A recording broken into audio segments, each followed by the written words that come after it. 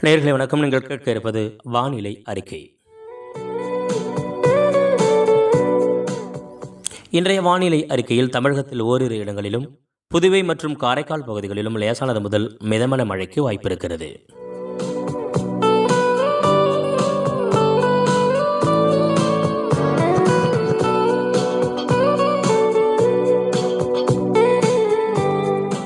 மீனவர்களுக்கான வானிலை அறிக்கை. தென் தமிழக கடலோரப் பகுதிகள், மன்னார் வளைகுடா மற்றும் அதனை ஒட்டிய குமரிக்கடல் பகுதிகளில் சூறாவளி காற்று மணிக்கு 40 முதல் 50 கிலோமீட்டர் வேகத்தில், இடையிடையே 60 கிலோமீட்டர் வேகத்திலும் காற்று வீசக்கூடும்.